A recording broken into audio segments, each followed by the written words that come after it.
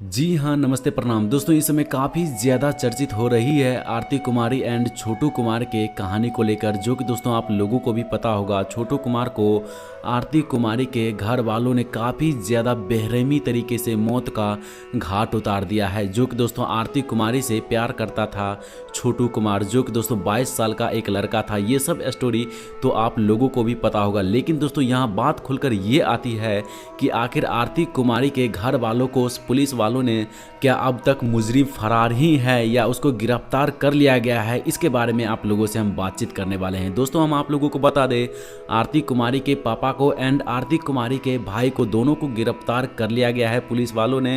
And उसके बाद आरती कुमारी के जो जीजा जी थे, जो मेन मुजरिम थे, वो अभी फरार है, वो अभी गिरफ्तार नहीं हो पाया। तो दोस्तों जब फरार मुजरिम के बारे में यानी कि आरती कुमारी के जीजा जी के बारे में पुलिस द्वारा पूछे गए थे सवाल कि आखिर एक मुजरिम को, जो आरती कुमारी का जीजा जी था, अभी तक उसका गिरफ्तार क्यों नहीं किया है, तो पुलिस वाले का जवाब उधर से आता है कि अभी वो गिरफ्तार नहीं हुआ है, अभी वो फरार है, लेकिन बहुत ही जल्द उसको भी गिरफ्तार कर लिया जाएगा।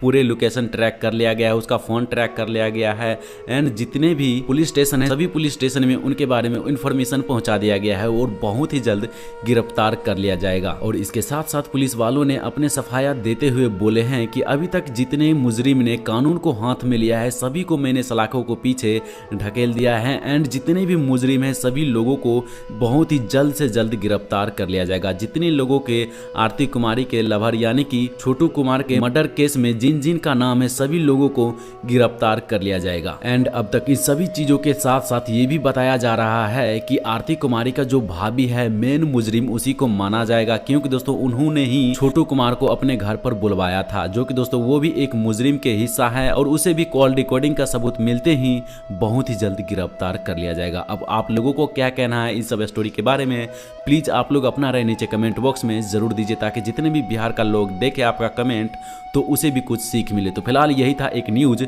जो हम आप लोगों तक शेयर करना चाहते थे। हमें उम्मीद है आप लोगों को ये न्यूज सुनने में जरूर अच्छा लगा होगा। अगर आप लोगों को ये न्यूज सुनने में अच्छा लगा तो प्लीज इस वीडियो को लाइक शेयर एंड सब्सक्राइब जरूर कीजिए। वीडियो देखने के लिए धन्यवाद।